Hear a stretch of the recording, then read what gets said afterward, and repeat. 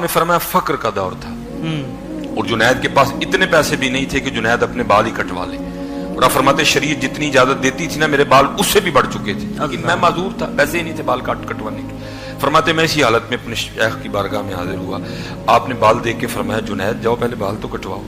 अब फरमाते पैसे नहीं थे लेकिन अकीदा मजबूत था। मैंने कहा अगर शेख ने फरमा दिया तो कोई ना कोई रास्ता निकल ही आएगा बाल कटवाने का। अब फरमाते मैं दुकान पे चला गया, शेख ने कह दिया रास्ता निकलेगा जरूर। आप फरमाते वो कुर्सी पे बैठा के ना किसी के बाल काट रहा था, मैं खड़ा हो गया, मैंने कुछ नहीं कहा। बाल काटते काटते ना उसकी नजर मुझ पे पड़ी, मैंने अस्सलाम वालेकुम कहा, उसने वालेकुम सलाम कहा। तो आप फरमाते मैंने कहा भाई जाहिर है तेरी दुकान है, इसी से तेरा घर चलता है, तो जाहिर है तू पैसे लेके बाल काटेगा, मुफ्त तो नहीं काटेगा। तो मेरे पास तो पैसे है नहीं, चल इस तरह कर, हाँ आज मेरे अल्लाह के लिए काट दे। तो आप फरमाते जब उसने ये सुना ना तो नीचे आ गया, मेरा हाथ पकड़ा दुकान पे ले गया, और इस तरह नहीं किया जैसे हम करते हैं भाई तेरे अल्लाह के लिए काट रहे हैं इसलिए सबसे आखिर में काटूंगा, तू इंतजार कर बैठ के। फरमाते नहीं, जिसके काट रहे थे उसको भी कुर्सी से उठा दिया, मुझे बिठाया, मेरा सर चूमा और बाल काटनी शुरू कर दी। अब रोता जाए बाल काटता जाए, बार बार ये बात कहता जाए, हाँ हाँ मैंने बड़े बाल पैसे लेके काटे हैं, आज पहली बार मैं भी अपने अल्लाह के लिए काट रहा हूँ। अब आप फरमाते हैं बाल काटता रहा, रोता रहा, मैं नीचे बैठ के ये नीयत बनाता रहा भाई अभी तो पैसे नहीं है, अगर कभी अल्लाह ने दे दिए तो मैं इसे बाल काटने का बदला जरूर दूंगा।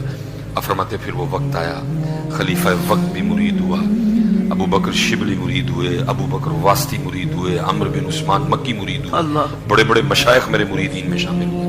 अब फरमाते अल्लाह ने मुझे फकीरी में अमीरी दी। अब फरमाते मैंने एक थैली डाली बनाई, उसमें कुछ दिरहम डाले कुछ दिनार डाले, और लेकिन ना मैं उसकी दुकान पे चला गया, बूढ़ा हो चुका था। अब फरमाते मैंने सलाम अलैकुम कहा, उसने वालेकुम अस्सलाम कहा। अब फरमाते मैंने कहा पहचाना, उसने कहा आप जुनैद बगदादी हैं। अब फरमाते मैंने कहा याद है एक बार तूने अल्लाह के लिए मेरे बाल काटे थे, उसने कहा याद है। अब फरमाते मैंने थैली आगे बढ़ा के कहा ले फिर ये वो बाल काटने का बदला है। तो अब फरमाते हैं वो मुझे इखलास सिखाते हुए आगे से कहता है जुनैद मैंने तो समझा था कि आप बहुत बड़े सूफी हो गए हैं, मैं भी आपका मुरीद हो जाऊं, लेकिन आपको तभी तक तसव्वुफ की इब्तिदा भी नहीं आई है। अब फरमाते मैं बड़ा हैरान हुआ कि बाल काटने वाला अब तसव्वुफ पे गुफ्तगू करेगा, ये मुझे बताएगा कि तसव्वुफ क्या है।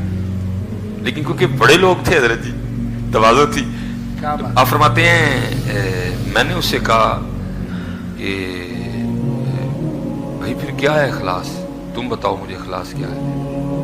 मैं तो तुमने मेरे अल्लाह के लिए बाल काटे थे, मैं आज उसका बदला लेके आया हूँ, तो क्या है इखलास। तो आप फरमाते वो मुझे आगे से कहता है ऐ जुनैद इखलास ये है कि जो काम अल्लाह के लिए किया जाए फिर लोगों से उसका बदला नहीं लेते हैं।